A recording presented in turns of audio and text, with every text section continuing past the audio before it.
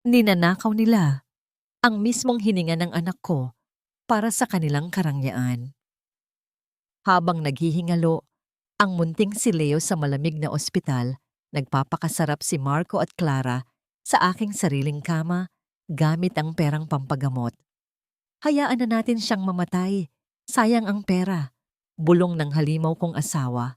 Bumagsak ang buong mundo ko, ngunit tumayo ako mula sa abo ng aking pagkatao. Babawiin ko ang lahat. Handa na ba silang harapin ang galit ng isang ina? Huwag na tayong mag-aksaya ng panahon, Clara. Hayaan na nating mamatay ang batang yon.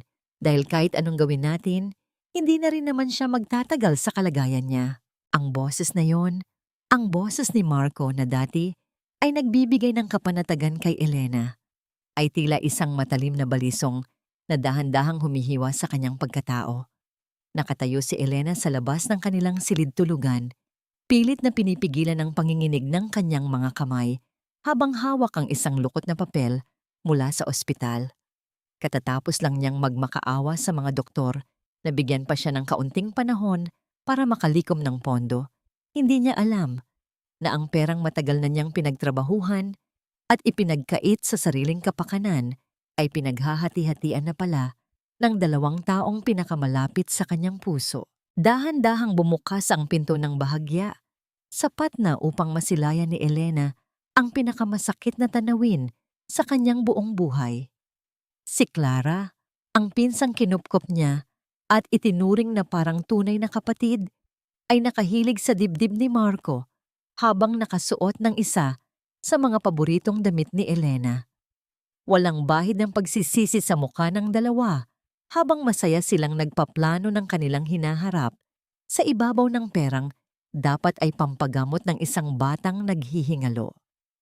Ang marahang haplos ni Clara sa braso ni Marco ay tila mga uod na gumagapang sa balat ni Elena, nagdudulot ng matinding pagkasuklam na dahan-dahang lumulunod sa kanyang katinuan. Besides, Marco, kailangan na nating bayaran ng reservation para sa bago nating condo unit sa Makati. Isipin mo na lang, fresh start para sa ating dalawa. Bulong ni Clara na may kasamang malambing na ngiti na tila lason sa pandinig ni Elena. Naramdaman ni Elena ang biglang panunuyo ng kanyang lalamunan. Ang hangin sa paligid ay tila naging mabigat at ayaw pumasok sa kanyang mga baga. Hindi siya makasigaw, hindi niya magawang ihampas ang pinto at ilabas ang lahat ng puot na naglalagablab sa kanyang dibdib. Sa halip, naramdaman niya ang isang uri ng katahimikan na mas masakit kaysa sa anumang sigaw. Ang bawat salitang lumalabas sa bibig ni Marco tungkol sa pagpapabaya sa kanilang anak ay tila mga pako na isa-isang ibinabaon sa kanyang puso hanggang sa wala nang matirang puwang para sa anumang pag-ibig o pagtitiwala. Tinitigan ni Elena ang lukot na resibo sa kanyang kamay. Ito ang katibayan ng kanyang mga gabi na walang tulog, ng kanyang pagkakasakit sa pagtatrabaho ng labis at ng kanyang pananalig na hindi siya pababayaan ng kanyang asawa. Ngunit sa sandaling ito, ang lahat ng sakripisyo niya ay nawalan ng halaga. Ang tiwalang binuo niya sa loob ng maraming taon ay gumuho at naging abo sa harap ng katotohanan ng ang kanyang asawa at kadugo ay naghihintay na lamang sa huling tibok ng puso ng kanyang anak para sa sarili nilang kaligayahan. Wala nang luhang lumabas sa kanyang mga mata.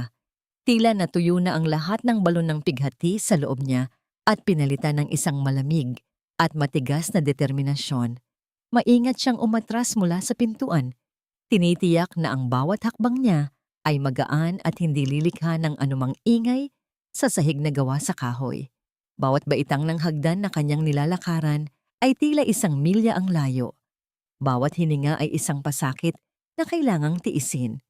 Paglabas niya ng kanilang tahanan, sinalubong siya ng madilim na langit at ang simoy ng hangin na tila nakikiramay sa kanyang matinding pag-iisa. Nakatayo siya sa gitna ng kalsada habang ang mga ilaw ng kabahayan ay dahan-dahang namamatay, bitbit ang isang pusong wasak at ang matinding pangamba para sa buhay ni Leo. Paano niya ililigtas ang kanyang anak mula sa kamatayan kung ang mismong mga taong dapat ay katuwang niya ang naging mitya ng kanyang pagdurusa. Sa ilalim ng malamig na liwanag ng buwan, isang katanungan ang paulit-ulit na umuukit sa kanyang isipan.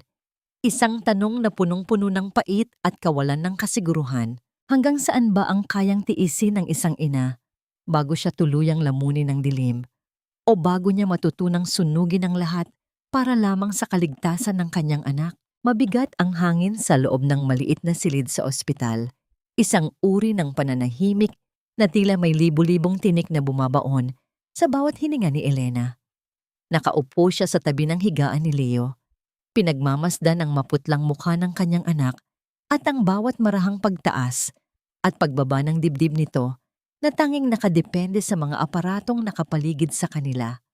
Sa bawat paggalaw ng kamay ng orasan sa dingding, nararamdaman ni Elena ang unti-unting pagkaubos ng kanyang pag-asa hanggang sa bumukas ang pinto at pumasok ang taong nagdudulot sa kanya ng higit na sakit kaysa sa anumang karamdaman. Dala ni Marco ang isang bag ng pagkain. Ang kanyang mukha ay puno ng pag-aalala na tila isang pelikulang dumaan sa masusing pagsasanay. Elena, Hon, I brought Leo's favorite food. Alam kong hindi pa siya makakain ng maayos, pero baka sakaling magising siya at hanapin ito. Sabi ni Marco sa tinig na puno ng lambing, isang uri ng pananalita na dati ay nagpapagaan sa loob ni Elena. Ngunit ngayon ay nagdudulot na lamang ng pangingilabot. Lumapit si Marco at naramdaman ni Elena ang mga bisig nito na yumakap sa kanya mula sa likuran. Sa sandaling iyon, ang amoy ng antiseptic ng ospital ay napalitan ng isang pamilyar at matapang na pabango. Isang halimuyak na hindi kay Elena, kundi ang bango ni Clara na kanina lang ay nakita niyang nakadikit sa balat ng kanyang asawa. Hindi nagtagal ay sumunod si Clara sa loob ng silid. May dalang isang basket ng mga sariwang prutas at isang plastik na ngiti na hindi umaabot sa kanyang mga mata. Ate Elena, dinalhan ko kayo ng prutas. I know stress ka na masyado, kaya nandito ako para tulungan si Kuya Marco na alagaan kayo. Wika ni Clara habang maingat na inilalagay ang basket sa lamesa. Bawat salita ni Clara tungkol sa pagmamalasakit ay tila isang malakas na sampal sa dangal ni Elena. Naalala niya ang lahat ng pagkakataong tinulungan niya ang pinsang ito, ang bawat sentimo na ibinigay niya noong wala itong makain. At ngayon, ang utang na loob na yon ay ibinabayad ni Clara sa pamamagitan ng pag-agaw sa kanyang asawa at sa kinabukasan ng kanyang anak. Marco, tungkol sa pondo para sa operasyon bukas, bakit nawalan ng laman ang account natin? Lakas loob na tanong ni Elena. Ang kanyang boses ay nanginginig sa pagitan ng takot at galit. Saglit na natigilan si Marco, ngunit mabilis na bumalik ang kanyang pagiging kalmado habang dahan-dahang hinahawakan ang mga kamay ni Elena. Hon, don't be so paranoid. Inilipat ko lang ang pera sa isang short-term investment para lumago pa. You know business, Elena. Hindi mo agad maiintindihan ang mga ganitong galaw. Just trust me, okay? Gagawan ko ng paraan ang down payment bukas. Ang bawat paliwanag ni Marco ay tila isang pader na pilit na nagkukulong kay Elena sa isang mundo ng kasinungalingan.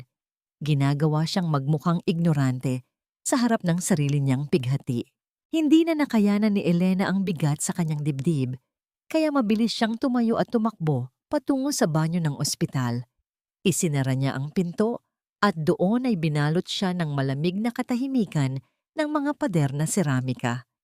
Kinagat niya ang kanyang sariling braso, ibinabaon ang kanyang mga ngipin sa balat upang pigilan ang anumang tunog na maaring lumabas sa kanyang bibig.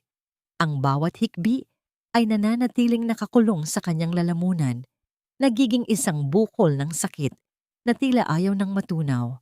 Sa harap ng salamin, tinitigan niya ang kanyang sarili, ang mga matang puno ng pagod, ang mga labing pilit na itinikom upang hindi isigaw ang lahat ng katotohanang nakita niya sa kanilang silid-tulugan. Nang lumabas siya ng banyo, nakita niyang hinahalikan ni Marco ang kanyang noo bilang pamamaalam. I have to go back to the office, hon. Maraming kailangang ayusin para sa operasyon ni Leo. Clara will stay here with you muna, sabi ni Marco bago tuluyang lumabas. Pagkaalis ni Marco, kinuha ni Elena ang isang bimpo at marahas na pinunasan ang kanyang noo at mga labi. Tila ba diring-diri sa bawat bakas ng paghaplos ng asawa. Sa dulo ng mahabang pasilyo ng ospital, isang lalaking naka-Amerikana ang nakatayo malapit sa water dispenser. Tahimik na nagmamasid sa eksenang nagaganap sa loob ng silid ni Leo. Ang kanyang mga mata ay puno ng matinding pag-unawa at isang uri ng lungkot na tila nakakaalam sa bawat lihim na itinatago ni Elena. Bago tuluyang makalayo si Marco, naiwan niya ang kanyang cellphone sa ibabaw ng sofa dahil sa pagmamadali. Isang abiso mula sa isang travel application ang biglang lumitaw sa screen, nagbibigay ng liwanag sa madilim na sulok ng silid. Nilapitan ito ni Elena at naramdaman niya ang huling piraso ng kanyang puso na tuluyang nadurog nang mabasa ang mensaheng nakasulat doon. Flight to Paris for 2 booked. Departure next month. Habang ang kanyang anak ay nakikipaglaban para sa bawat hininga, ang asawang pinagkatiwalaan niya ay naghahanda na para sa isang marangyang pagtakas kasama ang ibang babae. Napahawak si Elena sa gilid ng higaan ni Leo. Ang kanyang mga kuko ay bumaon sa bakal na riles habang isang tanong ang naiiwan sa kanyang isipan. Paano niya magagawang manatiling tahimik kung ang bawat segundo ng kanyang pananahimik ay unti-unting pumapatay sa pag-asa ng kanyang anak na muling masilayan ang liwanag ng umaga? Ang bawat hakbang ni Elena patungo sa loob ng sanglaan ay tila may nakatali na mabigat na bakal sa kanyang mga bukong-bukong. Ang amoy ng lumang alikabok at ang malamig na sulyap ng security guard ay hindi na bago sa kanya. Ngunit sa pagkakataong ito, ang dala niya ay hindi lamang isang pirasong alahas, kundi ang huling hibla ng kanyang dangal. Inilabas niya mula sa kanyang bulsa ang isang maliit na pelus na lalagyan at dahan-dahang inilapag sa ibabaw ng salamin. Na counter ang isang gintong singsing na may disenyong antigo. Ang marahang pagtama ng ginto sa matigas na salamin ay tila isang hatol na nagtapos sa huling alaala ng kanyang yumaong lola. Ito na ang huli, bulong ni Elena sa sarili habang pinagmamasdan ang singsing na kumikinang sa ilalim ng malamig na ilaw ng establishmento. Ito ang singsing na ipinamana sa kanya para sa kanyang sariling kasal, ang simbolo ng pag-asa na binalot na ngayon ng kalawang ng katotohanan. Habang hinihintay ang pagtantiyan ng tagasuri, naramdaman ni Elena ang pag-ikot ng kanyang paligid. Ang mga pader ay tila lumalapit sa kanya at ang hangin ay naging kakarampot na lamang para sa kanyang paghinga.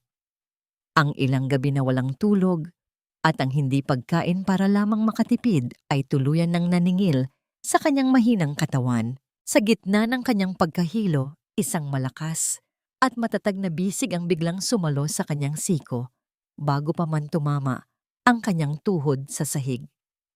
"Ma'am, ayos lang po ba kayo? Dahan-dahan lang po." Ang tinig ng isang lalaki ay umalingaw-ngaw sa kanyang pandinig. Kalmado, ngunit bakas ang tunay na pag-aalala. Naramdaman ni Elena ang init mula sa palad ng estranghero na tumatagos sa kanyang manipis na blusa. Nang dahan-dahan niyang imulat ang kanyang mga mata, bumungad sa kanya ang isang lalaking naka-Amerikana. Maayos ang pananamit, ngunit ang mga mata ay may lalim ng lungkot na tila nakakaunawa sa bigat na kanyang dinadala. Si Gabriel Santos ay naroon din upang ayusin ang ilang papeles para sa isang kliyente, ngunit ang kanyang atensyon ay agad na naagaw ng babaeng tila anumang oras ay guguho sa gitna ng silid. Inalalayan niya si Elena patungo sa isang mahabang upuan sa sulok at mabilis na kumuha ng isang basong tubig. "Inumin niyo po muna ito. You look very pale. Baka dahil po sa sobrang init sa labas o baka hindi pa kayo kumakain," wika ni Gabriel habang iniaabot ang baso. Ang marahang pagdampi ng daliri ni Gabriel sa kamay ni Elena habang inaabot ang tubig ay nagdulot ng isang kakaibang pakiramdam. Isang uri ng init na matagal nang nawala sa pagsasama nila ni Marco. Makalipas ang ilang sandali, medyo nagbalik na ang kulay sa mukha ni Elena. Salamat po, attorney. Pasensya na po, medyo napagod lang talaga ako sa pag-aasikaso sa ospital. Mahinang sagot ni Elena habang pilit na inaayos ang kanyang gusot na buhok. Napansin ni Gabriel ang calling card ng isang kilalang bangko na nakausli sa bag ni Elena kasama ang mga dokumentong may tatak na overdue. Bilang isang abogado na sanay sa pagbabasa ng mga tao, alam ni Gabriel na ang babaeng nasa harap niya ay hindi lamang biktima ng pagod, kundi biktima ng isang malagim na kawalan ng katarungan. Kung tungkol po yan sa mga financial documents niyo sa bangko, minsan may mga paraan para madelay ang payment lalo na kung may medical emergency. Payo ni Gabriel habang iniaabot ang kanyang sariling card. I'm Gabriel Santos, a lawyer. If you need someone to look at those papers, please don't hesitate to call. Minsan ang kailangan lang natin ay tamang impormasyon para hindi tayo malubog. Tinanggap ni Elena ang card. Naramdaman ang bigat ng simpleng piraso ng papel na tila may dalang bagong liwanag. Hindi siya sanay na may nag-aalok ng tulong ng walang hinihintay na kapalit, lalo na mula sa isang estranghero na may ganoong katapatan sa pananalita. Nang matapos ang transaksyon sa sanglaan, lumabas si Elena, bit-bit ang kakarampot na halaga na magdurugtong sa buhay ni Leo para sa susunod na ilang oras. Ngunit pagpasok niya sa kanilang tahanan upang kumuha ng ilang gamit ng anak, ang kanyang mga paa ay tila napako sa pintuan ng sala. Nakaupo roon si Clara, humihigop ng tsaa habang nanonood ng telebisyon. Ang kanyang kanang kamay ay nakataas, tila sadyang ipinapakita ang isang bagay sa kanyang mga daliri. Nanlaki ang mga mata ni Elena at naramdaman niya ang muling paghapdi ng kanyang dibdib. Sa daliri ni Clara ay nakasuot ang isang singsing, isang disenyong antigo na eksaktong kapareho ng singsing ng kanyang lola na kasasangla lang niya. Ang kislap ng bato nito sa ilalim ng bombilya ay tila nanunuya sa kanyang kahirapan. Oh, Ate Elena, nandyan ka na pala. Bungad ni Clara na may mapang-aping ngiti. Tignan mo, binili ito ni Marco para sa akin kanina. Sabi niya, mukhang matanda na raw ang ganitong design, pero bagay daw sa akin dahil classic ang beauty ko. Simple lang, di ba? Pero alam mo naman si Marco, hindi siya pumapayag na wala akong suot na ginto. Napakapit si Elena sa kanyang bag. Nararamdaman ang matalim na kanto ng calling card ni Gabriel sa kanyang palad. Habang ang kanyang sariling pamana ay nasa loob ng madilim na vault ng sanglaan para lamang may pambayad sa gamot, ang asawa niya ay bumibili ng mamahaling alahas para sa kanyang kabit. Isang tanong ang tila sumisigaw sa bawat sulok ng kanyang isipan habang nakatitig sa nagniningning na singsing ni Clara. Hanggang kailan niya kayang tiisin ang makita ang kanyang sariling buhay na dahan-dahang isinusuot at ipinaparada ng ibang tao sa harap ng kanyang sariling mga mata. Sa gitna ng naglalakihang mga gusali sa Makati, nakatayo si Elena sa tapat ng isang pintuang kahoy na may nakaukit na pangalan ni Gabriel Santos. Ang kanyang mga kamay ay nanginginig habang mahigpit na nakahawak sa strap ng kanyang luma at kupas na bag. Nang pumasok siya sa loob, sinalubong siya ng amoy ng lumang papel at sariwang kape, isang amoy na nagbigay sa kanya ng kakaibang kapanatagan na tila pumasok siya sa isang santuwaryo. Nakaupo si Gabriel sa likod ng kanyang mesa, ang kanyang salamin ay nakapatong sa dulo ng kanyang ilong habang seryosong nagbabasa ng mga dokumento. Pagkakita kay Elena, agad itong tumayo at binigyan siya ng isang tipid ngunit tapat na ngiti. Attorney, pasensya na po sa istorbo. Hindi ko na po kasi alam kung sino ang lalapitan ko. Panimula ni Elena. Ang kanyang boses ay tila isang marahang bulong na anumang oras ay maaaring maputol ng luha. Ikinuwento niya ang lahat, ang pagtataksil ni Marco, ang kawalang hiyaan ni Clara, at ang perang pampagamot ni Leo na dahan-dahang kinakain ng kasakiman ng kanyang asawa. Habang nagsasalita siya, napansin ni Elena ang pagbabago sa ekspresyon ni Gabriel. May isang pamilyar na hapdi sa mga mata ng abogado, isang uri ng galit na hindi lamang para sa kaso, kundi para sa isang sugat na tila matagal nang hindi naghihilom. Ibinahagi ni Gabriel na minsan din siyang nakaranas ng ganitong pait. Ang kanyang nakababatang kapatid na babae ay naging biktima rin ng isang lalaking mapanlinlang at mapanakit, at ang kawalan niya ng kakayahang iligtas ito noon ang nagtulak sa kanya upang maging isang tagapagtanggol ng mga naaapi. Huwag kang mag-alala, Elena. Hindi ka na mag-iisa sa laban na ito, pero kailangan nating maging matalino. Huwag kang magpapakita ng galit sa kanila. Kailangan nating maging parang hangin. Naroon ka, pero hindi nila nararamdaman ang iyong tunay na layunin. Payo ni Gabriel sa isang boses na puno ng determinasyon. Ang bawat salita niya ay tila isang baluti na isinuot kay Elena. Nagbibigay sa kanya ng lakas na harapin ang mga halimaw sa sarili niyang tahanan. Pag-uwi ni Elena, tila isang bagong tao ang pumasok sa pintuan. Imbes na pighati, isang matamis na ngiti ang kanyang ipininta sa kanyang mga labi habang inihahanda ang paboritong ulam ni Marco na adobo. Ang bawat hiwa ng karne at paghalo ng tuyo at suka ay tila isang ritual ng kanyang pagtitimpi. Nang dumating si Marco kasama si Clara, sinalubong niya ang mga ito nang may paggalang na tila walang anumang nangyari. Kain na tayo, Marco. Nagluto ako ng paborito mo dahil alam kong pagod ka sa trabaho. Wika ni Elena. Ang kanyang boses ay kalmado at malambing.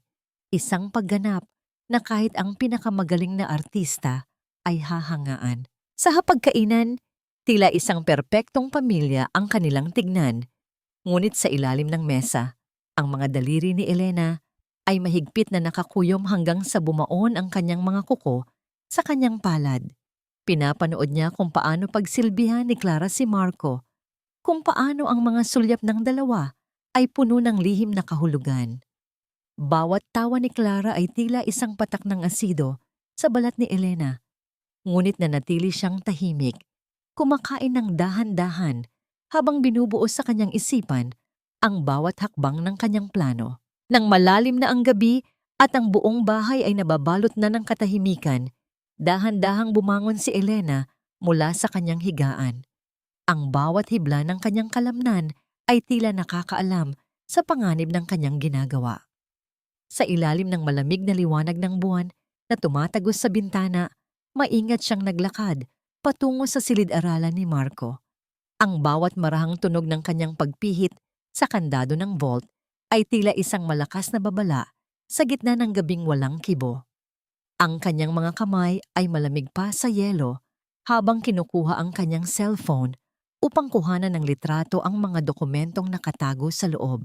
Mga bank statements na nagpapatunay ng mga lihim na transaksyon ni Marco at mga papeles na nagpapakitang dahan-dahan nang inuubos ang kanilang mga ari-arian. Naramdaman ni Elena ang pagtulo ng malamig na pawis sa kanyang noo habang mabilis na kinukuhanan ang bawat pahina. Ang bawat paggalaw ng kanyang daliri sa screen ng telepono ay tila isang malaking pagsusugal sa kanyang buhay. Nang matapos niya ang huling dokumento, mabilis niyang ibinalik ang lahat sa ayos at dahan-dahang isinara ang pintuan ng vault. Ngunit bago pa man siya makalabas ng silid, isang marahang paggalaw mula sa madilim na sulok ng pasilyo ang nagpatigil sa kanyang mundo. Ang anino ni Clara ay dahan-dahang lumitaw.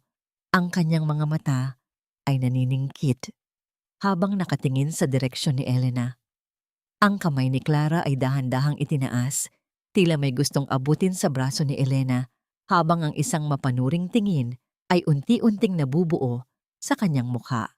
Sa gitna ng kadiliman, tanging ang mabilis na tibok ng puso ni Elena ang tila nag-iingay, isang tunog na puno ng takot na baka sa isang iglap ay maglaho ang lahat ng kanyang pinaghirapan. Ano ang gagawin ni Elena Kung sa isang maling pagkilos ay mabuksan ang pintuan ng katotohanang pilit niyang itinatago sa likod ng kanyang mga ngiti.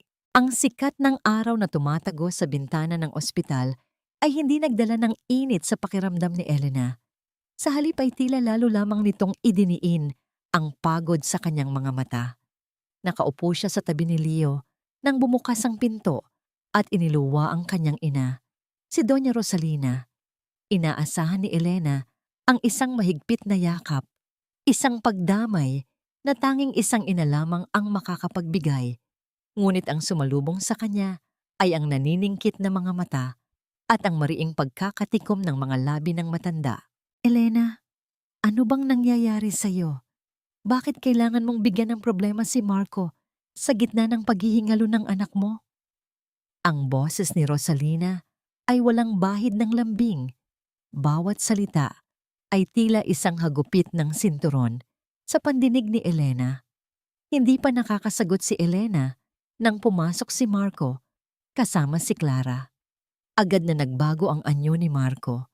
Ang kanyang mga balikat ay bumagsak na, tila pasan ang buong mundo.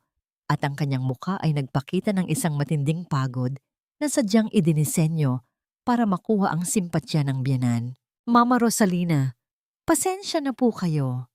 Nahihirapan lang po talaga ako dahil kahit anong kayod ko sa kumpanya para mabayaran ang mga bills dito, tila hindi pa rin sapat para kay Elena.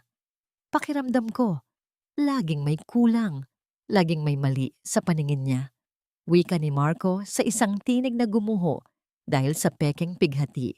Sa tabi niya, si Clara ay dahan-dahang nagpunas ng gilid ng mata, humihikbi ng walang tunog, habang nakasuot ng mahabang manggas na tila pilit na itinatago ang kanyang braso. Oo nga po, tita. Minsan po ay nakakaawa na si Kuya Marco. Hindi na siya kumakain para lang may maipadala rito. Pero si Ate Elena, puro sumbat ang ibinibigay. Naramdaman ni Elena ang isang malakas na pagpintig sa kanyang sentido. Ang bawat kasinungalingan ay tila mga laso na dahan-dahang kumakalat sa silid. Tiningnan niya ang kanyang ina. Nagbabaka sakaling makita ang kahit katiting na pagtitiwala. Ngunit ang nakita niya ay ang pag-aapoy ng galit sa mga mata ni Rosalina. Wala ka talagang utang na loob, Elena. Sigaw ni Rosalina, ang kanyang hintuturo ay nakatutok sa mukha ng anak. Nakalimutan mo na ba kung sino ang tumubos sa lupain natin sa probinsya noong kukunin na ito ng bangko? Si Marco. Siya ang nagligtas sa atin sa kahihiyan at ganito mo siya gagantihan. Magmakaawa ka, Elena. Lumuhod ka sa harap ng asawa mo at humingi ka ng tawad sa lahat ng kawalang hiyaan mo. Ang bigat ng salitang hiya at utang na loob ay tila isang malaking bato na dumiin sa mga balikat ni Elena. Pilit siyang ibinababa patungo sa malamig na sahig. Tumingin si Elena kay Marco at sa isang saglit, nakita niya ang isang mabilis na ngisi sa mga labi ng asawa. Isang tagumpay ng isang demonyong nagtagumpay sa pagpapatumba sa kanyang biktima gamit ang sarili nitong kadugo. Upang mapanatili ang kanyang disguise, upang hindi masira ang planong binuo nila ni Gabriel, dahan-dahang itinukod ni Elena ang kanyang mga tuhod sa matigas na tile ng ospital. Ang bawat segundo ng kanyang pagluhod ay tila isang taon ng paghihirap. Naramdaman niya ang init ng sahig, ang panginginig ng kanyang mga binti, at ang matinding hapdi sa kanyang lalamunan habang nilunok ang kanyang huling piraso ng dangal. Patawad, Marco. Pasensya na sa lahat ng mga pagkukulang ko bilang asawa. Bulong ni Elena. Ang kanyang boses ay nanginginig sa pagitan ng puot at pagtitimpi. Hinawakan ni Marco ang kanyang balikat. Isang haplos na tila nanggagaling sa isang mapanuring mananakop. Habang si Doña Rosalina ay tumango ng may pagsang-ayon, naniniwalang na ibalik na ang kaayusan sa pamilya. Nang dahan-dahang tumayo si Elena, napansin niya muli ang braso ni Clara nang bahagya itong mahawi mula sa mahabang manggas. Isang madilim na pasa, kulay ube, at tila bago pa lamang ang nakatago doon. Bakit magkakaroon ng ganoong sugat ang isang babaeng tila reyna sa paningin ni Marco. Ngunit bago pa man siya makapag-isip ng malalim, ang biglang pagliwanag ng screen ng kanyang telepono ay nagpabaling sa kanyang atensyon. Isang mensahe mula sa doktor ni Leo ang lumitaw. Ang bawat titik sa screen ay tila isang babala ng paparating na unos. Ang tibok ng puso ni Leo ay biglang bumagsak. Kailangan na nating simulan ang paggamit ng life support machine ngayon din. Ngunit kailangan muna ang paunang bayad bago mag-alas 8 ng umaga bukas. Naramdaman ni Elena ang biglang panlalamig ng kanyang mga dulo ng daliri. Sa labas ng bintana, ang kadiliman ng gabi ay dahan-dahan nang lumalamon sa lungsod. Tila nakikipagpaligsahan sa bilis ng pag-ubos ng oras para sa buhay ng kanyang anak. Paano niya ililigtas ang kanyang munting bituin kung ang lahat ng kanyang paligid ay naging mga anino na naglalayong lunurin siya sa kawalan? Ang bawat patak ng ulan sa labas ng bintana ng ospital ay tila sumasabay sa mabagal na pag-ubos ng oras para sa buhay ni Leo. Nilapitan ni Elena si Marco na nooy abala sa pag-aayos ng kanyang mamahaling kurbata sa harap ng salamin. Sa boses na halos isang bulong na lamang dahil sa takot at pagmamakaawa. Muling sinubukan ni Elena na kumatok sa natitirang piraso ng pagkatao ng asawa. Marco, kailangan na nating bayaran ang down payment para sa makina ni Leo. Kung hindi, baka hindi na siya umabot sa umaga. Pakiusap niya habang ang kanyang mga kamay ay mahigpit na nakahawak sa laylayan ng kanyang lumang blusa. Tumingin si Marco sa kanya, ngunit walang bahid ng habag ang mga matang yon. Tanging inis at pagkairita. Huwag ka munang mag-isip ng masama, Elena. Naka-freeze ang lahat ng accounts ko dahil sa isang gulo sa negosyo, isang business dispute na hindi mo naman maiintindihan. Akala mo ba, madali para sa akin ang makita ang anak nating naghihirap? Pero kailangan nating maghintay. Tugon ni Marco sa isang tinig na pilit na nagpapakita ng awtoridad. Isang uri ng pagsisinungaling na dahan-dahang sumasakal sa huling pag-asa ni Elena. Sa gitna ng kadilimang ito, muling lumitaw si Gabriel Santos na tila isang anino ng kaligtasan. Hindi siya nagdalawang isip na samahan si Elena upang lumapit sa iba't ibang charitable foundations na kanyang kakilala. Habang naglalakad sila sa ilalim ng malamig na liwanag ng mga pasilyo ng ospital, naramdaman ni Elena ang matatag na presensya ni Gabriel sa kanyang tabi. Hindi kailangan ng maraming salita. Ang bawat sulyap ng abogado ay puno ng suporta na matagal nang ipinagkait sa kanya ng sariling asawa. Bago bumalik sa ospital, nagkaroon ng pagkakataon si Elena na madaanan ang kanilang bahay habang wala sina Marco at Clara. Gamit ang isang maliit at lumang voice recorder na ibinigay ni Gabriel, maingat siyang lumapit sa sofa sa kanilang sala. Ang kanyang mga kamay ay nanginginig habang isinisiksik ang maliit na aparato sa ilalim ng isa sa mga unan, tinitiyak na walang anumang bahagi nito ang lilitaw.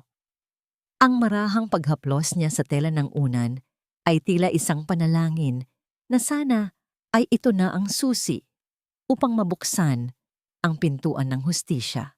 Pagbalik sa ospital, ang matinding pagod ay tuluyan ng bumaon sa katawan ni Elena. Habang naghihintay sa labas ng silid ni Leo, naramdaman niya ang pagpikit ng kanyang mga mata sa sobrang puyat. Hindi niya namalayan na ang kanyang ulo ay dahan-dahang humilig sa matigas na balikat ng lalaking katabi niya. Si Gabriel, sa halip na gumalaw o lumayo, ay nanatiling estatwa sa kanyang kinalalagyan. Dahan-dahan niyang hinubad ang kanyang coat at maingat na ipinatong sa nanginginig na balikat ni Elena upang bigyan ito ng init. Sa gitna ng mabigat na atmosfera ng ospital, ang sandaling iyon ay tila isang maliit na isla ng kapanatagan. Naramdaman ni Elena ang amoy ng malinis na tela at ang banayad na pabango ni Gabriel, isang amoy na nagpapadama sa kanya na sa wakas, sa loob ng napakahabang panahon, ay may isang taong handang magprotekta sa kanya nang walang hinihintay na kabayaran. Nang magising si Elena, makalipas ang ilang oras, agad niyang kinuha ang pagkakataon Napakinggan ang recording mula sa kanyang cellphone matapos itong mailipat ni Gabriel. Isang malamig na kilabot ang gumapang sa kanyang likuran nang marinig ang boses ni Marco na tumatawa kasama si Clara.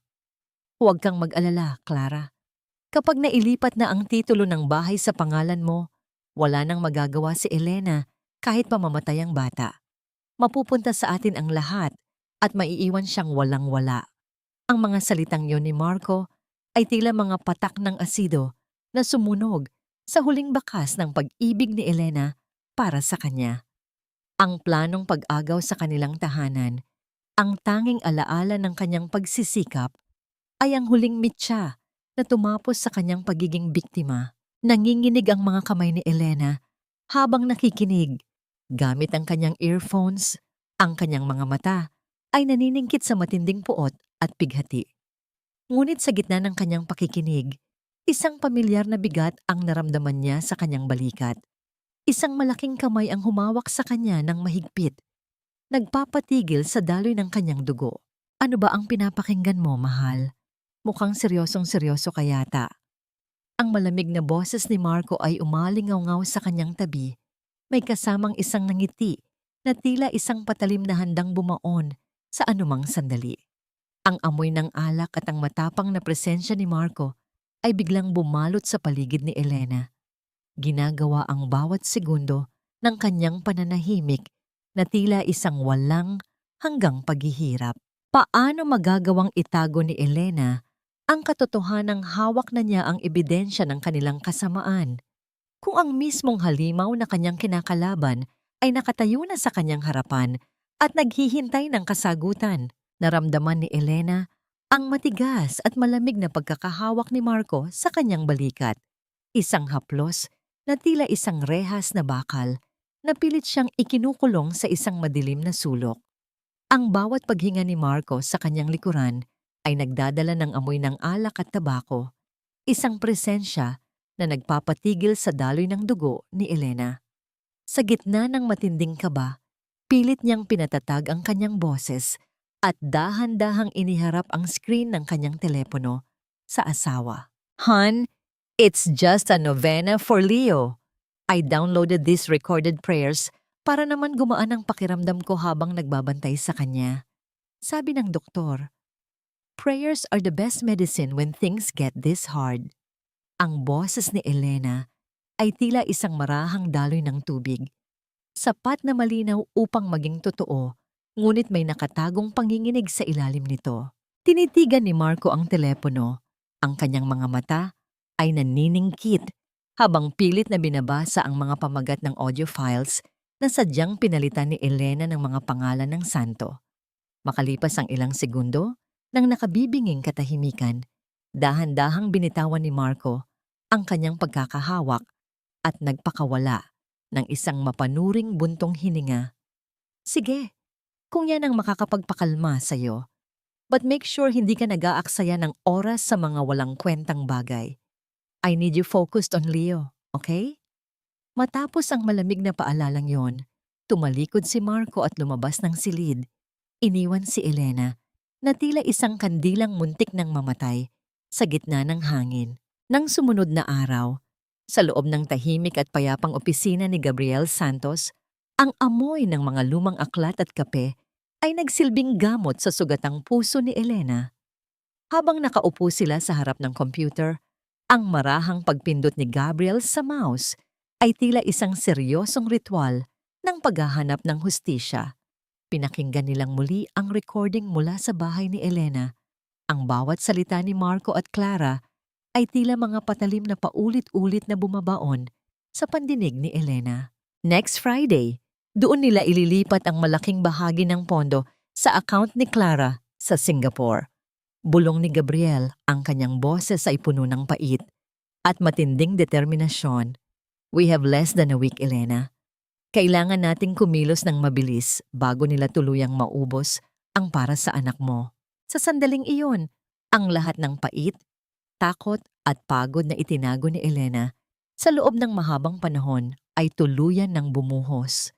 Ang kanyang mga balikat ay nayanig sa matinding paghikbi, ang bawat luha ay tila isang piraso ng kanyang nadurog na pagkatao. Dahan-dahang tumayo si Gabriel at lumapit sa kanya. Hindi siya nagsalita.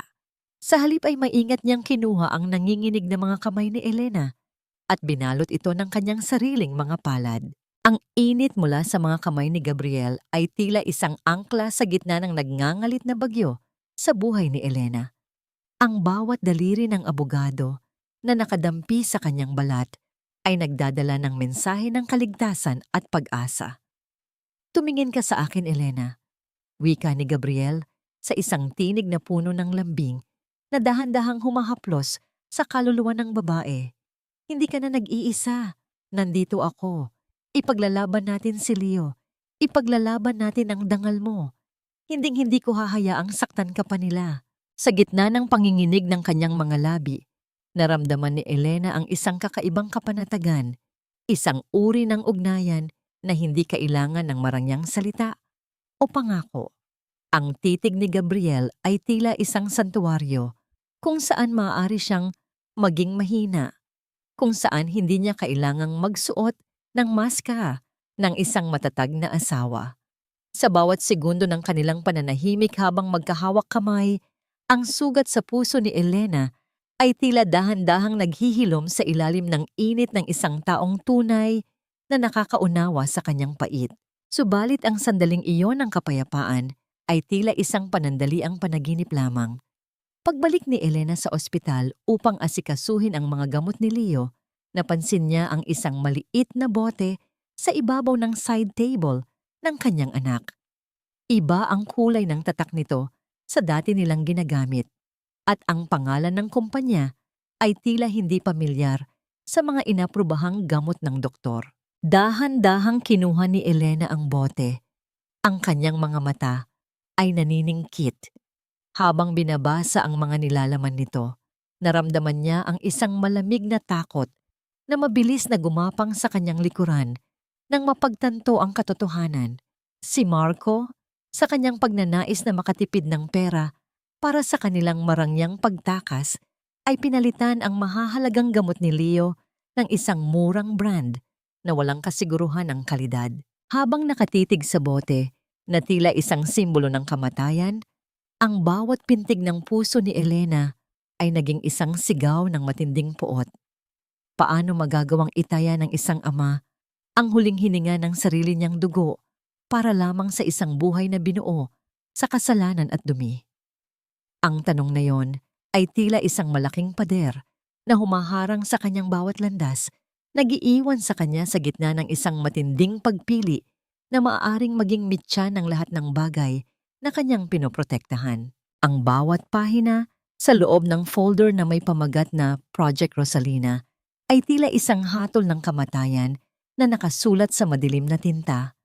Sa loob ng opisina ni Gabriel, ang tanging maririnig ay ang mabigat na paghinga ni Elena habang dahan-dahang binabasa ang mga dokumentong nagpapatunay sa sukdulang kasamaan ng kanyang asawa. Hindi lamang pala pera ang ninanakaw ni Marco. Itinataya rin nito ang kalayaan ng kanyang sariling ina. Ang mga utang, ang mga pekeng kumpanya, at ang lahat ng ilegal na transaksyon ay nakapangalan kay Doña Rosalina. Kapag bumagsak ang imperyong binuo ni Marco sa kasinungalingan, ang kanyang ina ang siyang mabubulok sa likod ng mga rehas. He's using her attorney. Ginamit niya ang tiwala ni Mama para gawin siyang panangga sa mga dumi niya.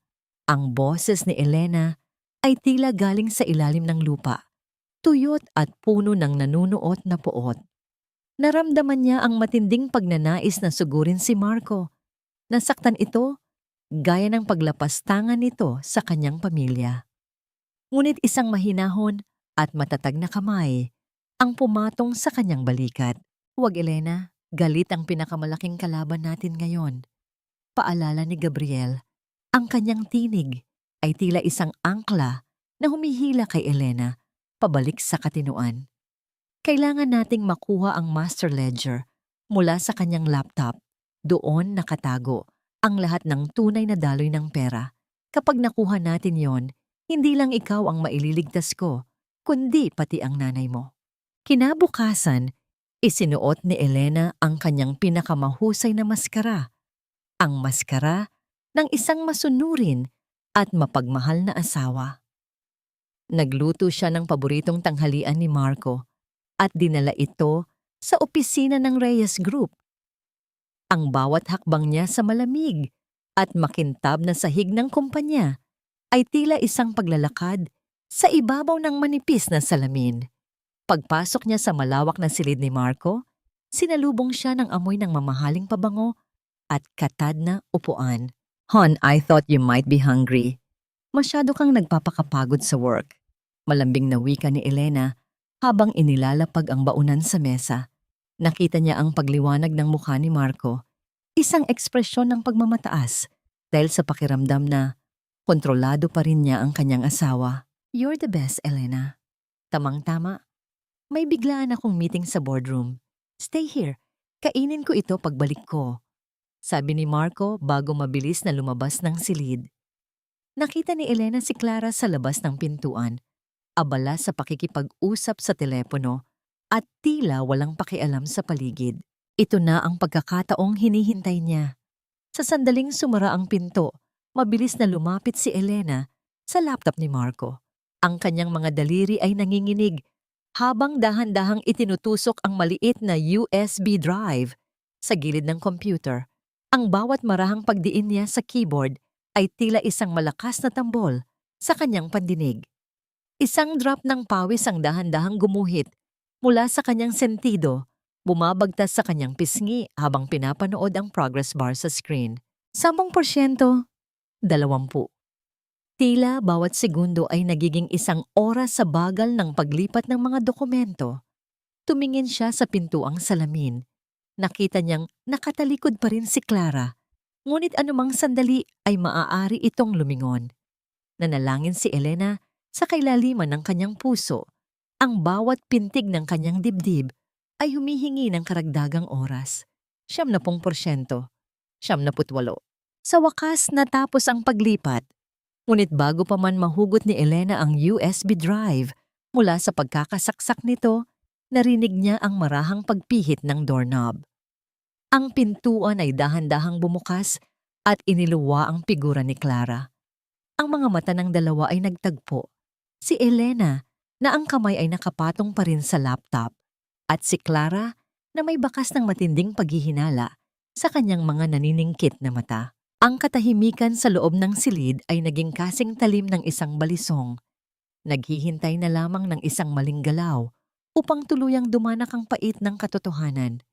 Isang katanungan ang tila sumisigaw sa hangin habang ang kamay ni Clara ay dahan-dahang humahawak sa braso ni Elena. Huli na ba ang lahat para kay Elena? O ito na ang simula ng pagbagsak ng mga aninong pilit na lumalamon sa kanyang buhay? Nanatiling nakapako ang paningin ni Clara sa mga daliri ni Elena na nakapatong pa rin sa gilid ng laptop ni Marco. Sa loob ng ilang segundo, ang hangin sa loob ng opisina ay tila naging kasing bigat ng tingga, nagbabanta sa bawat hiningang pinapakawalan ni Elena. Mabilis na isiniksik ni Elena ang maliit na USB drive sa loob ng kanyang palad. Ikinukubli ito sa likod ng kanyang mga luhang sadyang pinalabas upang linlangin ang mapanuring paningin ng pinsan. "Ate Elena, anong ginagawa mo sa gamit ni Marco? You know he hates it when people touch his things without permission." Ang boses ni Clara ay puno ng tamis na may halong lason. Ang kanyang mga mata ay naniningkit habang dahan-dahang lumalapit sa mesa. Agad na humagulgol si Elena. Ang kanyang mga balikat ay nayayanig sa sadyang pinalabis na pighati. "Clara, please. Huwag mo akong isumbong kay Marco. Nagbabakasali lang naman ako na baka may naiwan siyang pondo sa bank accounts niya na hindi ko alam. Kailangan ni Leo ang operasyon, Clara. Mamamatay ang anak ko kapag hindi ako nakagawa ng paraan." Pagmamakaawa ni Elena. Ang kanyang boses ay nanginginig sa pagitan ng pekeng takot at tunay na puot. Isang mapangaping tawa ang kumawala sa mga labi ni Clara habang tinitingnan ang nananangis na si Elena. "Huwag ka nang umasa, ate. Kahit anong kalkal ang gawin mo riyan, wala ka nang makukuha. Sabi sa'yo ni Marco, di ba? Frozen ang lahat. Thirsty ka ba sa pera? Thirsty ka ba sa atensyon niya? Kasi kahit anong gawin mo, wala nang pakialam si Marcos sa inyo ng anak mo. You're just a liability now. Ang mga salitang yon ni Clara ay tila mga latigo na humahagupit sa puso ni Elena. Ngunit sa loob niya ay may isang bahagi na nagbubunyi dahil naniwala si Clara sa kanyang drama. Nang makalabas si Elena sa gusali, ang kanyang mga binti ay tila naging jelly sa sobrang kaba. Ngunit ang kanyang palad ay mahigpit pa ring nakasara sa paligid ng USB drive na tila ba ito ang huling hininga ng kanyang buhay. Agad siyang sumakay sa sasakyan ni Gabriel na naghihintay sa kabilang kanto. Sa loob ng sasakyan, ang amoy ng peppermint at ang tahimik na presensya ni Gabriel ay nagsilbing gamot sa kanyang nanginginig na katawan. Nakuha mo? Tanong ni Gabriel. Ang kanyang boses ay mababa, ngunit puno ng pag-aalala. Inabot ni Elena ang USB, ang kanyang mga kamay ay basa pa ng malamig na pawis. Nang magdampi ang kanilang mga balat, naramdaman ni Elena ang isang marahang kuryente ng kapanatagan, isang uri ng ugnayan na nagsasabing ligtas na siya. Nandito na ang lahat, attorney. Ang mga illegal na transaksyon, ang Project Rosalina, pati na ang plano nilang paglipat ng pera bukas. Bulong ni Elena habang sumasandal sa upuan at ipinipikit ang kanyang mga mata. Dahan-dahang hinawakan ni Gabriel ang kanyang balikat, isang magaan at magalang na paghaplos na tila sinasabing nauunawaan niya ang bawat pasakit na pinagdaanan nito. Magsisimula na tayo, Elena. Ipapasa ko na ito sa korte para sa emergency freeze order ng lahat ng accounts ni Marco. Bukas, bago pa man sila makapag-withdraw ng kahit 1 sentimo, wala na silang mahahawakang yaman. Justice is coming for them. Pangako ni Gabriel. Ang kanyang mga mata ay nagliliyab sa determinasyon sa ilalim ng malamig na liwanag ng gabi. Subalit sa gitna ng kanilang pagpaplano, ang telepono ni Elena ay biglang umilaw at naglabas ng isang abiso mula sa ospital. Sa pag-aakalang tungkol ito sa updates ni Leo, mabilis niya itong binuksan. Ngunit ang nabasa niya ay tila isang malakas na suntok sa kanyang sikmura na nagpatigil sa kanyang mundo. Ang boses ng doktor ay bakas ang matinding pagkahiya at kalituhan nang tawagan siya nito makalipas ang ilang sandali. Mrs. Valderrama, pasensya na po. Kakausap ko lang kay Mr. Marco Reyes. Binawi po niya ang kanyang pirma at pahintulot para sa operasyon ni Leo bukas. Sabi niya, bilang ama at primary provider, wala raw siyang pondo at hindi raw siya naniniwala sa tagumpay ng procedure. We cannot proceed without his consent or a court order. Naramdaman ni Elena ang unti-unting paglamig ng kanyang buong pagkatao. Ang bawat hininga niya ay tila naging yelo sa kanyang mga baga. Ang asawa niya, ang ama ng kanyang anak, ay mas piniling hayaang mamatay ang sariling dugo kaysa hayaang mabawasan ang perang pinagnakawan nito. Habang ang bawat segundo ay tila isang mabilis na pagbagsak ng buhangin sa orasang tadhana ni Leo. Isang katanungan ang pilit na sumisigaw sa bawat sulok ng isipan ni Elena. Hanggang saan pa ang kayang gawin ng isang pusong puno ng kasamaan upang sirain ang huling liwanag ng isang inang wala ng ibang hinahangad kundi ang kaligtasan ng kanyang anak? Ang bawat hakbang ni Elena patungo sa bahay ng kanyang ina ay tila isang paglalakad sa gitna ng isang masukal na kagubatan kung saan ang bawat sanga ay pilit na humahablot sa kanyang balat. Ang pamilyar na amoy ng tuyong dahon at ang sariwang hangin sa labas ng tahanan ni Doña Rosalina ay hindi nagbigay ng kapayapaan sa kanyang puso. Bit-bit ang makapal na folder at ang kanyang telepono na naglalaman ng lahat ng ebidensya ng pagtataksil. Pumasok si Elena sa loob ng sala kung saan matigas na nakaupo ang kanyang ina, tila isang rebulto ng paghuhusga. Bakit ka nandito, Elena? Hindi ba't sinabi ko sa iyo na huwag kang babalik dito hanggat hindi mo naiaayos ang gusot niyo ni Marco? Ang boses ni Doña Rosalina ay malamig pa sa simoy ng gabi. Ang kanyang mga mata ay puno ng pagkadismaya na tila ang sariling anak ang mitya ng kahihiyan ng kanilang pamilya. Hindi nagsalita si Elena. Sa halip, dahan-dahan niyang inilapag ang mga dokumento sa ibabaw ng mesa at pinindot ang play button sa kanyang telepono. Ang boses ni Marco ay umalingaw-ngaw sa tahimik na silid. Ang tawa nito habang minamaliit ang katalinuhan ni Doña Rosalina. Ang plano nitong gamitin ang pangalan ng matanda para sa mga ilegal na transaksyon at ang malinaw na pag-amin na balak nitong iwan ang pamilya kapag nakuha na ang lahat ng yaman. Naramdaman ni Elena ang matinding pananahimik ng kanyang ina. Ang baso ng tsaa sa kamay ni Doña Rosalina ay dahan-dahang nanginig. Ang bawat paggalon ng tubig sa loob nito ay nagpapakita ng namumuong unos sa damdamin ng matanda. Nang makita ni Rosalina ang kanyang sariling pirma sa mga papeles ng Project Rosalina, isang proyektong magbabaon sa kanya sa bilangguan, ang kanyang muka ay nawalan ng kulay. Ang dating matikas na tindig ay dahan-dahang gumuho at ang folder na hawak niya ay marahang nalaglag sa kanyang kandungan. Patawad, Elena. Patawad, anak ko. Ang boses ni Rosalina ay naging isang marahang hikbi, puno ng pagsisisi na tila bawat salita ay isang tinik na binubunot sa kanyang lalamunan. Tumayo ang matanda at niyakap ng mahigpit ang kanyang anak, isang yakap na puno ng pait at paghingi ng tawad sa lahat ng pagkakataong hindi siya naniwala. Sa sandaling iyon, ang pader na humaharang sa kanilang dalawa sa loob ng maraming taon ay tuluyan ng natibag, pinalitan ng isang mainit na ugnayan ng mag-inang muling nagkatagpo sa gitna ng pighati. Sa gitna ng kanilang paghihilom, dumating si Gabriel Santos. Ang kanyang presensya ay nagdala ng isang uri ng liwanag na tila bituin sa madilim na gabi. Nakuha na natin ang temporary restraining order, Elena. Wika ni Gabriel. Ang kanyang boses ay may dalang awtoridad at pag-asa. Hindi na kailangan ang pirma ni Marco. Ang korte na ang nagbigay ng pahintulot para sa operasyon ni Leo. Magsisimula na ang mga doktor anumang oras.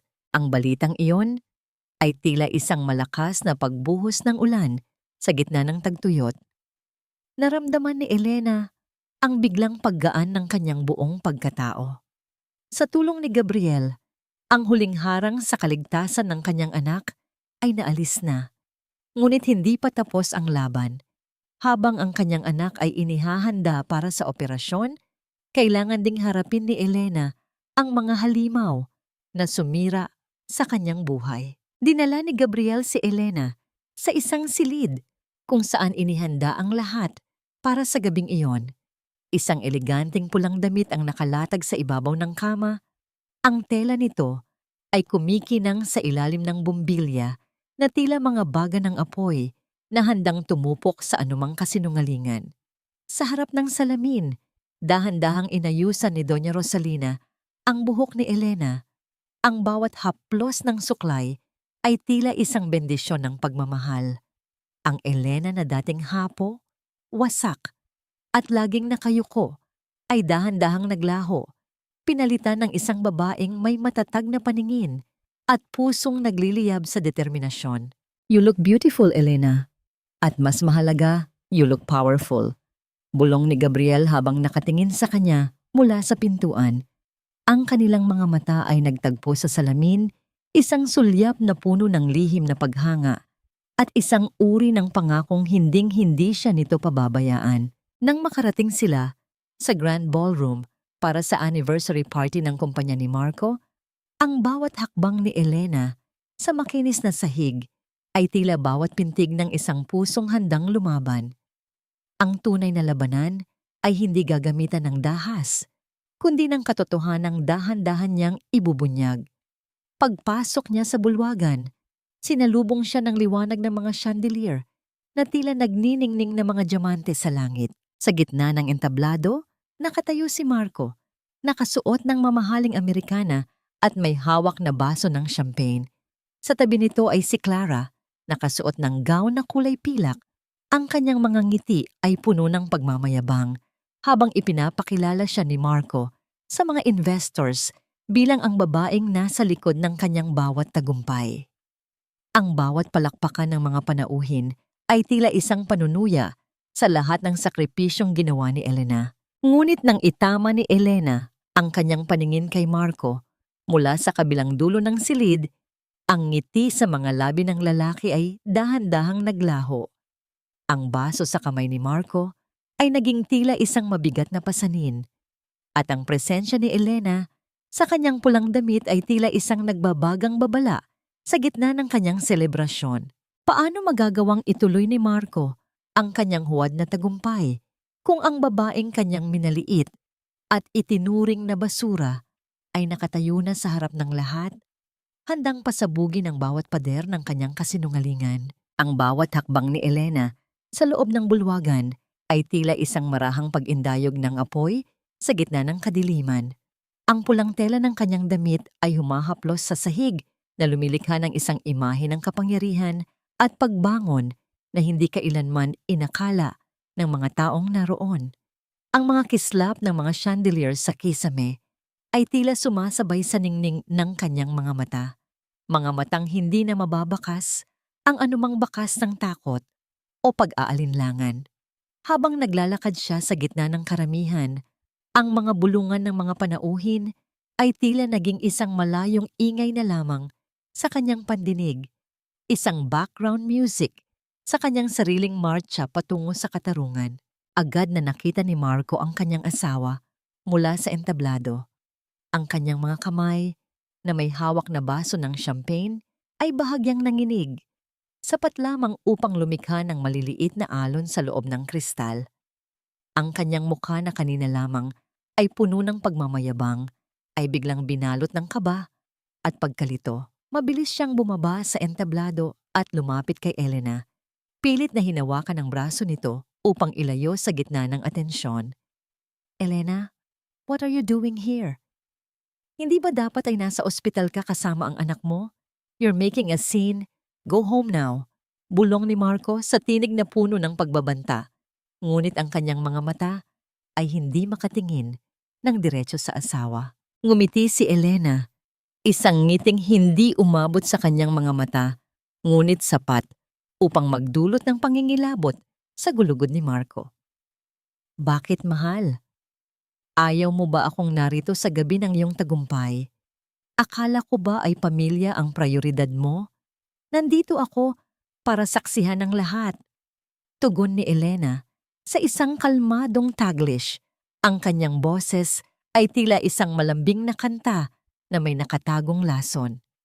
Marahan niyang binawi ang kanyang braso mula sa pagkakahawak ni Marco, isang pagkilos na nagpapakita na hindi na siya ang babaeng maaaring diktahan o saktan anumang oras. Sa isang sulok, nakapalibot kay Elena ang mga kaibigan ni Clara, mga babaeng ang tanging alam ay ang manira ng puri ng iba. Look at her. Ang kapal ng mukha na magsuot ng ganyang kulay habang naghihingalo ang anak. Parinig ng isa sa kanila na sinundan ng marang pagtawa ng iba pang nasa paligid. Ang bawat mapanuring sulyap at mapanirang salita ay tinanggap ni Elena nang may taas noong dignidad. Uminom siya ng kaunting tubig mula sa kanyang baso.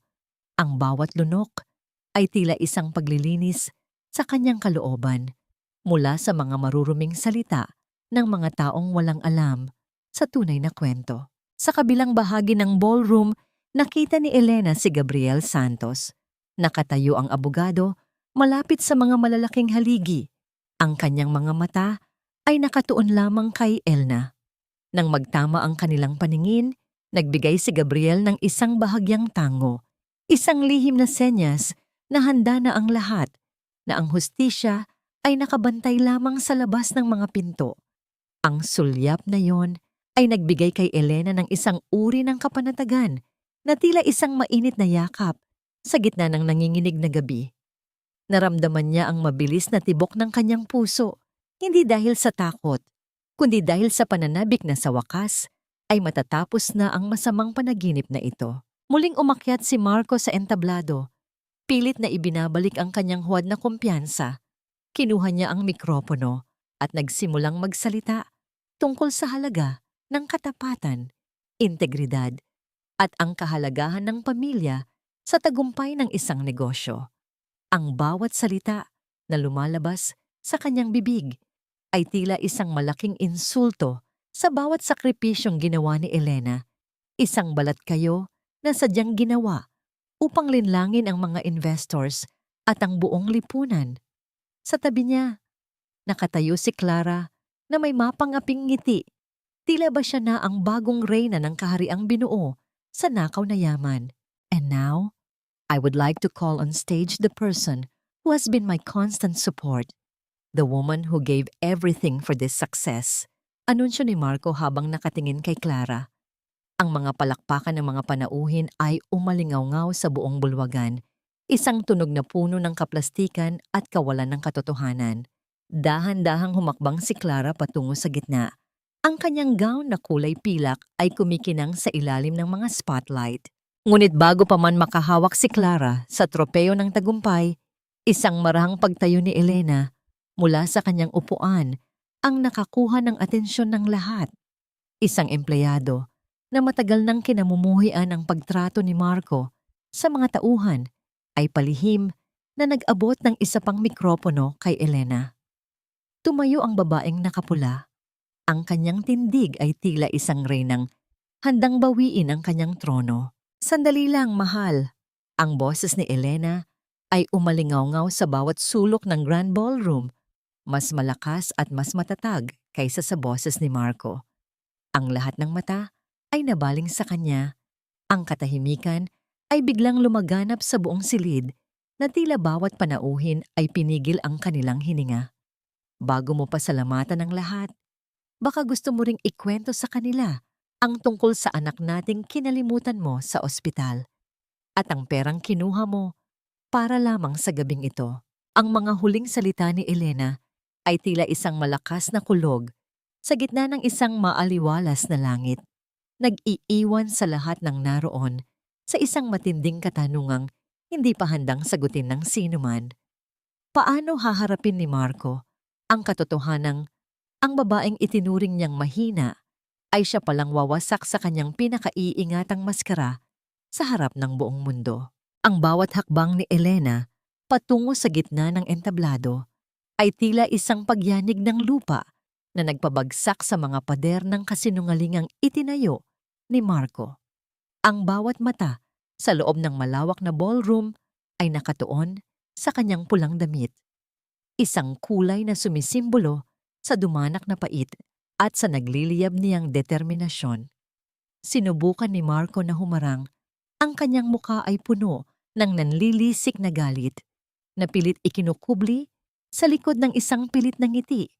Ngunit mabilis na humarang si Gabriel Santos kasama ang isang matandang lalaking may awtoridad, ang pinakamalaking investor ng kumpanya na biktima rin ng mga mapanlinlang na transaksyon ni Marco. Sa isang iglap, ang malaking projector screen sa likuran ni Marco, na dapat ay magpapakita ng mga tagumpay ng kumpanya, ay nagliwanag sa isang hindi inaasahang paraan. Hindi mga parangal ang lumabas, kundi ang mga bank statements na nagpapakita ng paglipat ng pondo sa account ni Clara, ang mga litrato ng kanilang lihim na pagtatagpo, at ang pinakamasakit sa lahat, ang mga dokumento ng Project Rosalina na may pekeng pirma ng kanyang ina. Isang malakas na bulong-bulungan ang lumaganap sa buong bulwagan. Tila isang dagat ng mga tinig na puno ng pagkabigla at pagkadismaya. Ang bawat panauhin ay nagsimulang tumingin kay Marco at Clara nang may pandidiri, habang ang dalawa ay naiwang nakatayo sa gitna ng entablado. Hubad ang kanilang mga tunay na pagkatao sa harap ng lahat. Si Clara, na kanina lamang ay naglalakad na parang reyna, ay nagsimulang sumigaw na peke ang lahat. Ang kanyang boses ay puno ng desperasyon at kawalan ng kontrol. Ngunit sa gitna ng kanyang pagwawala, mabilis na umakyat si Doña Rosalina sa entablado. Sa isang pagkilos na puno ng dignidad at matinding puot, isang malakas na pagtama ng palad sa pisngi ni Clara ang naging hudyat ng pagtatapos ng kanyang pagmamayabang. Hindi kailangan ng anumang salita. Ang bawat ugat sa leeg ni Rosalina at ang nanginginig niyang mga daliri ay nagsasalaysay ng kwento ng isang babaeng nilapastangan ang tiwala at dangal. Walang utang na loob. Pinatira kita sa ilalim ng bubong ng anak ko, ngunit naging ahas ka sa sarili mong kadugo. Ang boses ni Rosalina ay nanginginig sa matinding pighati. Hindi na kayanan ni Marco ang kahihiyan, kaya't sinubukan niyang saktan si Elena. Ang kanyang mga kamay ay nakakuyom habang mabilis na humahakbang patungo sa asawa. Ngunit bago pa man niya madampian ang kahit isang hibla ng buhok ni Elena, isang matatag na bisig ang humarang sa kanya. Itinulak ni Gabriel si Marco nang may sapat na lakas upang ito ay mapaupo sa malamig na sahig, sa gitna ng mga nabasag na piraso ng kristal mula sa mga basong nalaglag. Ang bawat galaw ni Gabriel ay puno ng pagprotekta kay Elena, isang tahimik na panunumpa na tapos na ang panahon ng kanyang pagdurusa. Ang paligid ay biglang binalot ng asul at pulang liwanag na tumatagos mula sa malalaking bintana ng ballroom. Pumasok ang mga operatiba ng pulisya. Ang tunay na katarungan ay dumating na sa gitna ng selebrasyon. Bit-bit ang warrant of arrest para sa syndicated estafa at child abuse dahil sa pagkakait ng pondo para sa buhay ni Leo. Dahan-dahang nilapitan ng mga pulis ang nanginginig na si Marco. Ang bawat pag-ikot ng posa sa kanyang mga pulso ay tila isang huling hatol sa kanyang kalupitan. Sa loob ng selda ng kanyang sariling kasamaan, wala nang mamahaling Amerikana o kapangyarihan ang makapagliligtas sa kanya. Nakatayo si Elena sa gitna ng kaguluhan. Nararamdaman ang matinding paglaya na tila ba ang isang mabigat na tanikala ay tuluyan ng nalaglag mula sa kanyang leeg. Ang bawat hininga niya ay naging kasing linaw ng hangin pagkatapos ng isang malakas na bagyo. Ngunit sa gitna ng tagumpay na ito, ang kanyang telepono sa loob ng maliit na bag ay nagsimulang uminit. Isang mabilis na pagliwanag ng screen ang nagpabaling sa kanyang atensyon at nang makita ang pangalan ng ospital, ang lahat ng kulay sa kanyang muka ay biglang naglaho. Ang boses ng doktor sa kabilang linya ay puno ng pagmamadali at matinding pangamba. Mrs. Valderrama, kailangan niyo pong pumunta rito ngayon din. Biglang humina ang puso ni Leo. Ang epekto ng mga maling gamot na ibinigay sa kanya nitong mga nakaraang araw ay nagdulot ng matinding stress sa kanyang katawan. Inatake po siya sa puso at ginagawa namin ang lahat para ibalik ang kanyang malay. Naramdaman ni Elena ang biglang panlalambot ng kanyang mga tuhod. Ang mundo sa kanyang paligid ay tila naglaho at naging isang malabo at madilim na anino.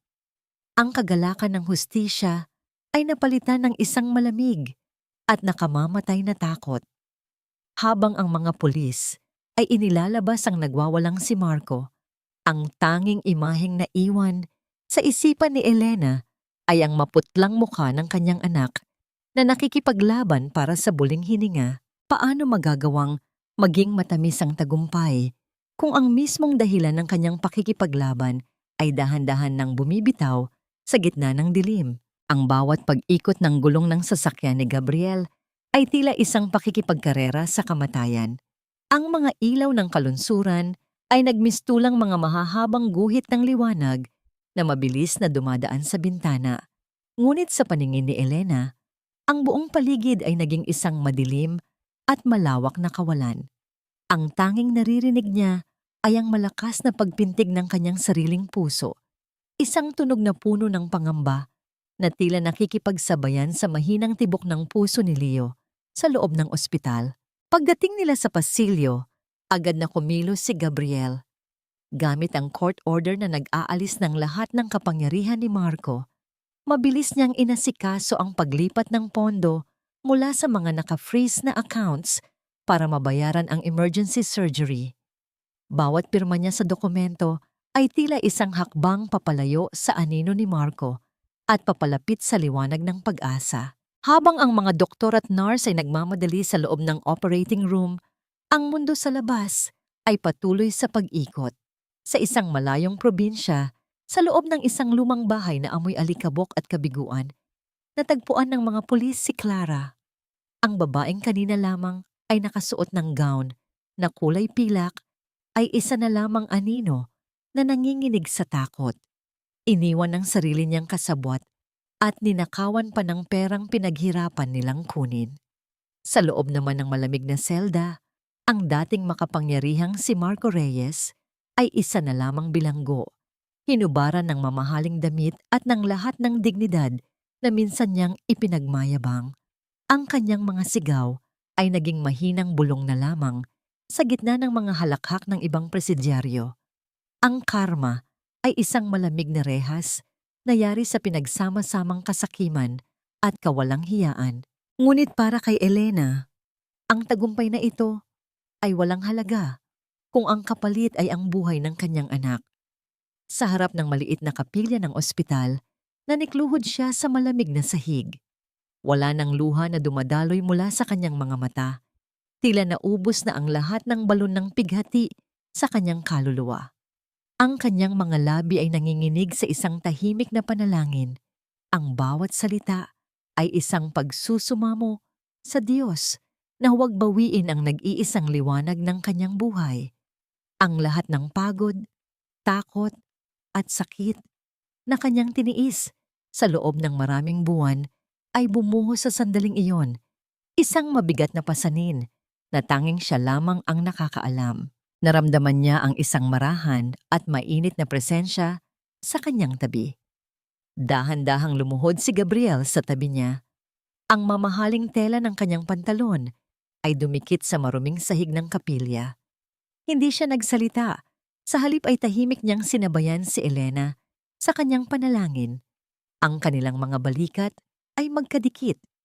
Dalawang kaluluwang pinag-isa ng pait at pinatatag ng pag-asa. Ang presensya ni Gabriel ay tila isang mainit na kumot na bumalot sa nanginginig na katawan ni Elena. Isang paalala na sa gitna ng pinakamadilim na gabi, may isang bituing hindi siya iiwanan. Ilang oras ang lumipas na tila isang kawalang hanggan.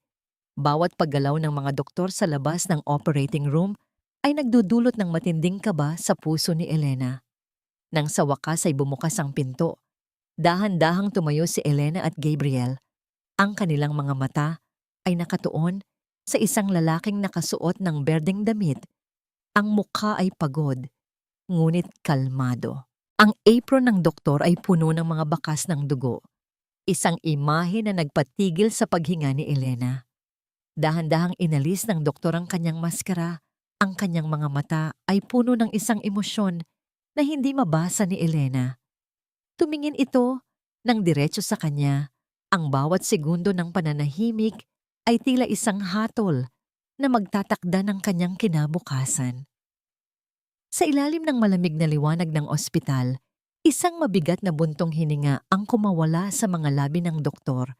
Isang tunog na magiging hudyat ng simula ng isang bagong umaga o ng walang hanggang gabi para kay Elena. Sa ilalim ng malamig at maputlang liwanag ng pasilyo ng ospital, ang bawat segundo ng pananahimik ng doktor ay tila isang matalim na kutsilyo na nakatutok sa lalamunan ni Elena. Ang bawat hininga niya ay naging kakarampot. Ang kanyang mga mata ay hindi kumukurap habang nakatitig sa mukha ng lalaking hawak ang tadhana ng kanyang anak.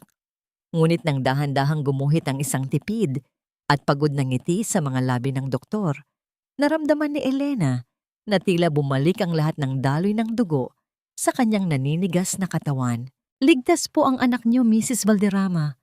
Matagumpay ang operasyon. Malakas ang puso ng batang iyon. Tila alam niyang may naghihintay sa kanyang gising na ina. Ang tinig ng doktor ay tila isang napakagandang musika na nagmula sa langit.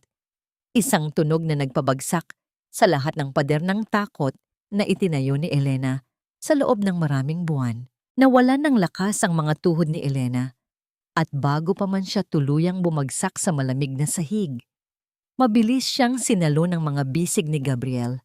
Doon, sa loob ng ligtas at matatag na yakap ng abogado, tuluyan nang bumuhos ang lahat ng pait at pighati ni Elena.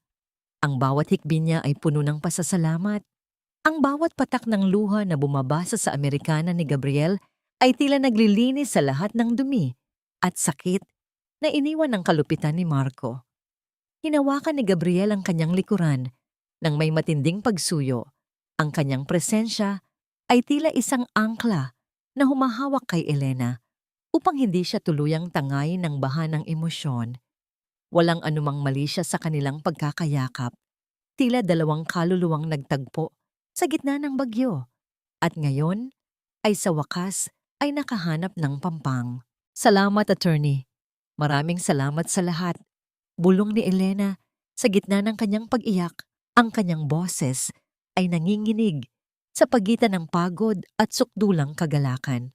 Hush now, Elena. Tapos na ang mahabang gabi. Ligtas na si Leo at ligtas ka na rin. Tugon ni Gabriel sa isang tinig na kasing lalim ng dagat at kasing init ng sikat ng araw sa umaga. Ang marahang paghaplos ni Gabriel sa buhok ni Elena ay nagpadama sa babae na hindi na siya kailangang maging isang sundalong laging handang makipaglaban.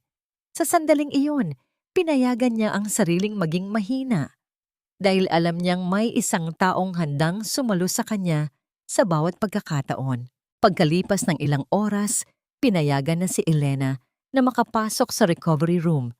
Ang amoy ng antiseptic ay naging tila amoy ng bagong pag-asa. Dahan-dahan siyang lumapit sa higaan ni Leo. Ang bawat hakbang niya ay tila isang pasasalamat sa bawat pintig ng puso ng bata. Nakita niya ang maputla, ngunit payapang mukha ng kanyang anak. Wala na ang mga nakakatakot na aparatong tila sumasakal dito. Tanging ang mahinang tunog ng oxygen machine na sumasabay sa regular na paghinga ni Leo. Hinawakan ni Elena ang munting kamay ng anak. Ang init ng balat nito ay tila isang himala na sumasagot sa lahat ng kanyang mga dalangin. Nang dahan-dahang idilat ni Leo ang kanyang mga mata, ang mundo ay tila huminto sa pag-ikot para kay Elena. Mama! Mahinang tawag ng bata. Ang kanyang boses ay tila isang marahang ihip ng hangin. Hindi na po masakit ang dibdib ko. Parang may lumilipad na po ng mga butterfly sa loob. Napahagulgol muli si Elena. Ngunit sa pagkakataong ito, ang kanyang mga luha ay puno ng matamis na kagalakan. Hinalikan niya ang noo ng anak. Idinadampi ang kanyang mga labi sa balat na dati ay malamig at puno ng pawis, ngunit ngayon ay puno na ng buhay. Pinanood ni Gabriel ang mag-ina mula sa pinto ng silid. Ang kanyang mga kamay ay nasa loob ng kanyang bulsa at may isang mapait, ngunit masayang nangiti sa kanyang mga labi. Alam niya na natapos na ang kanyang papel bilang tagapagtanggol, ngunit nararamdaman niya sa kaibuturan ng kanyang puso na may isang bagong landas na nagnanais na bumukas para sa kanilang dalawa. Dahan-dahang lumabas si Gabriel ng silid, tinitiyak na hindi niya maiistorbo ang sagradong sandali ng mag-ina. Naglakad siya patungo sa istasyon ng mga nurse at kumuha ng isang piraso ng papel. Sumulat siya ng mabilis. Ang bawat titik ay puno ng katapatan at paggalang. Pagbalik niya sa silid, dahan-dahan niyang inilapag ang isang puting sobre sa ibabaw ng lamesa, malapit sa mga gamot ni Leo, bago siya tahimik na naglakad palayo sa pasilyo ng ospital. Nang mapansin ni Elena ang sobre, makalipas ang ilang sandali, dahan-dahan niya itong binuksan. Ang sulat ni Gabriel ay maikli lamang, ngunit ang bawat salita ay tila isang malalim na sugat at isang pangako ng paghilom. Elena, kailangan mong buuin muli ang iyong sarili nang walang sino mang nakadepende. Ayaw kong maging isang gamot lamang sa iyong mga sugat. Gusto kong maging bahagi ng iyong kapayapaan. Hihintayin kita kapag handa ka na at kapag ang puso mo ay hindi na sumisigaw sa pait ng nakaraan. Napatitig si Elena sa puting sobre. Ang kanyang puso ay muling tumibok ng mabilis, ngunit sa pagkakataong ito ay hindi dahil sa takot. Isang katanungan ang naiwan sa hangin habang pinagmamasdan niya ang papalubog na araw sa labas ng bintana. Paano niya magagawang harapin ang bukas Kung ang taong nagbigay sa kanya ng bagong buhay ay pinili ring bigyan siya ng kalayaan upang mahanap ang sariling katuwiran, ang mga buwan ay lumipas na tila isang marahang paghilom ng sugat sa kaibuturan ng puso ni Elena.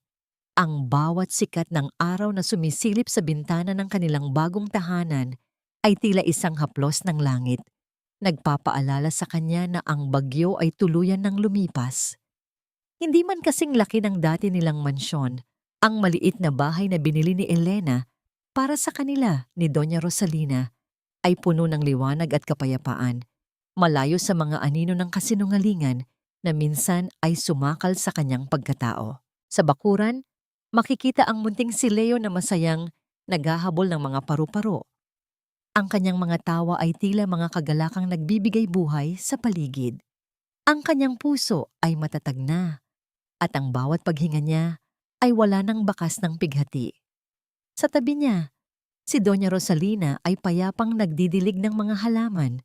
Ang kanyang mukha ay hindi na binalot ng pagsisisi kundi ng isang uri ng pagpapakumbaba at pasasalamat sa pangalawang pagkakataong ibinigay sa kanilang mag-ina.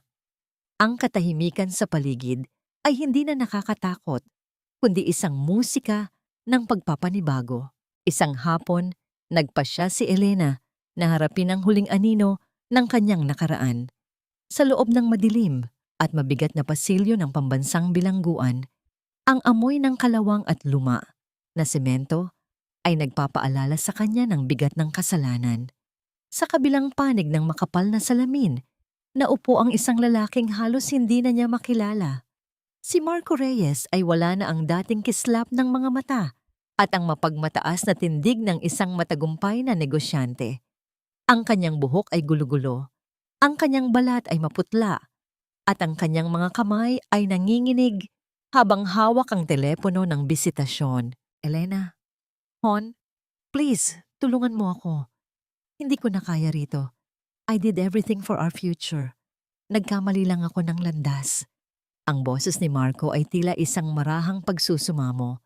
Puno ng pekeng pagsisisi na dati ay madaling nakakaloko kay Elena. Ngunit ngayon, ang mga mata ni Elena ay nanatiling matatag.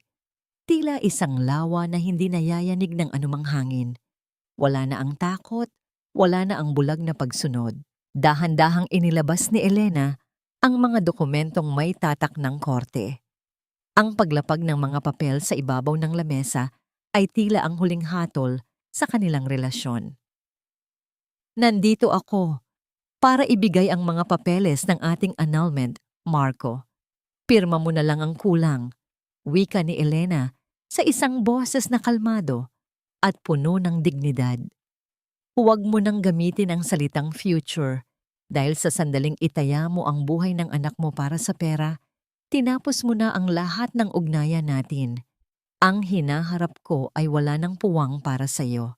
Subukang gamitin ni Marco ang awa, ang kanyang mga luha ay dahan-dahang gumuhit sa kanyang maruming pisngi habang pilit na humihingi ng tawad. Ngunit tinitigan lamang siya ni Elena nang may pangingilabot at isang uri ng malalim na pag-unawa. Pinapatawad na kita, Marco. Hindi dahil kailangan mo ito o dahil karapat-dapat ka, kundi dahil ayaw ko nang maging bilanggo ng galit sa iyo.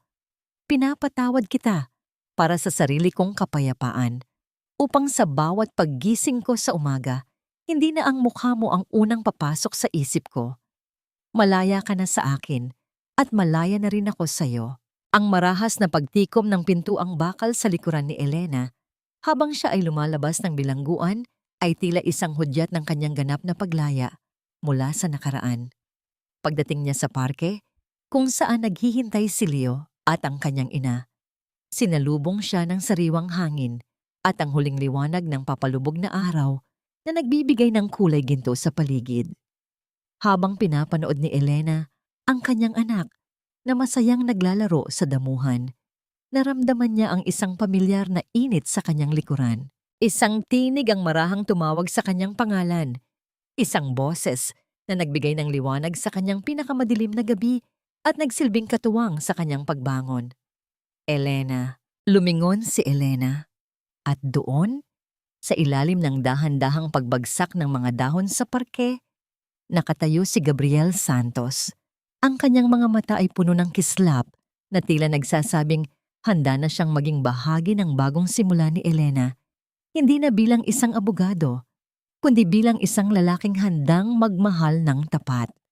Ang bawat pintig ng puso ni Elena ay naging kasing linaw ng isang awit, isang himig ng pag-asa na sa wakas ay natagpuan na ang kanyang tunay na kaligtasan. Paano magagawang maging ganap ang isang kwento ng pighati kung hindi ito magtatapos sa isang sulyap na puno ng pangako ng isang bagong umaga at isang pag-ibig na nanggaling sa paghilom?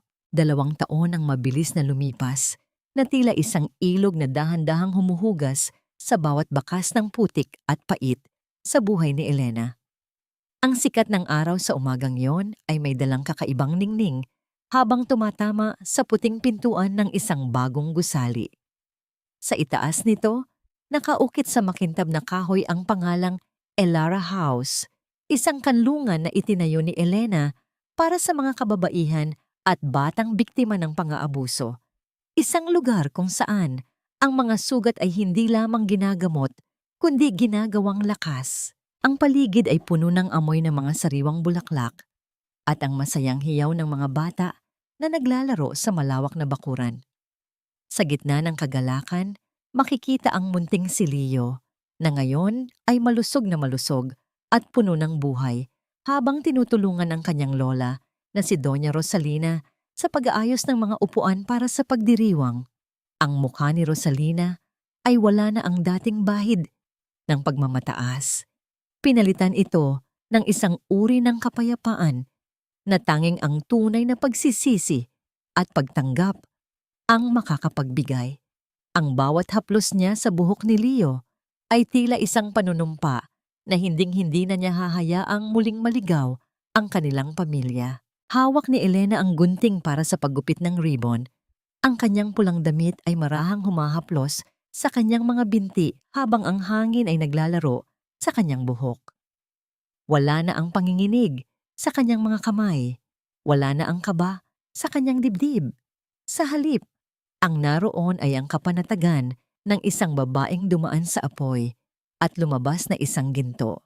Sa gitna ng karamihan, lumapit ang isang lalaking may dalang simpleng buke ng mga bulaklak. Si Gabriel Santos ay hindi na lamang ang abogadong nagligtas sa kanya, kundi ang lalaking naging katuwang niya sa bawat hakbang ng kanyang pagbangon. "You did it, Elena! This is your victory!" Bulong ni Gabriel habang dahan-dahang pumatong ang kanyang kamay sa balikat ni Elena. Ang init ng kanyang palad ay nagbigay ng isang pamilyar na pakiramdam ng kaligtasan. Nilingon siya ni Elena at binigyan ng isang ngiting puno ng pagmamahal. "Hindi ko ito magagawa kung wala ka, Gabriel. Thank you for not leaving when everything was falling apart." Dahan-dahang kinuha ni Gabriel ang kamay ni Elena at binalot ito ng kanyang mga daliri. Ang kanilang mga mata ay nagtagpo, isang sulyap na puno ng mga karanasang hindi na kailangan pang bigkasin. Sa bawat segundo ng kanilang pananatiling magkahawak kamay, naramdaman ni Elena ang isang uri ng pag-ibig na nanggaling sa paggalang, pagtitiwala, at sa matagal na paghihintay. Isang marahang paghilig ng ulo ni Elena sa balikat ni Gabriel ang naging hudyat ng kanilang tahimik na kasunduan para sa isang habambuhay na pagsasama. Sa sandaling iyon, ang 3 katanungan ng kanyang buhay ay nakahanap na ng kasagutan. Napatawad na ba niya? Oo, hindi dahil karapat-dapat ang mga taong sumira sa kanya, kundi dahil ayaw na niyang bitbitin ang bigat ng galit. Ang pagpapatawad ay hindi para sa ikaliligaya ng kaaway, kundi para sa kalayaan ng sariling kaluluwa. Nahanap ba niya ang kapayapaan? Ganap na kapayapaan. Natutunan ni Elena na ang tunay na katahimikan ay hindi matatagpuan sa kawalan ng gulo, kundi sa katatagan ng sarili sa gitna ng anumang unos. Natutunan niyang mahalin ang kanyang mga sugat dahil ito ang nagdala sa kanya sa lugar na kinalalagyan niya ngayon. Anong aral ang maiiwan? Na ang lakas ng isang ina ay hindi nasusukat sa haba ng kanyang pagtitiis sa ilalim ng pang-aabuso, kundi sa tapang niyang tumayo, bumitaw sa mali, at lumikha ng sarili niyang liwanag, na ang bawat bighati ay may hangganan, at ang bawat pusong wasak ay may kakayahang muling mabuo at magmahal ng mas malalim pa kaysa noon. Habang pinagmamasdan ni Elena ang unti-unting paglubog ng araw na nagbibigay ng gintong kulay sa Elara House, naramdaman niya ang huling buntong hininga ng kanyang nakaraan. Ang gabi ay darating, ngunit hindi na siya natatakot sa dilim dahil alam niyang bukas, ang umaga ay muling gigising na may dalang bagong pag-asa at isang pag-ibig na hinding-hindi na muling maglalaho.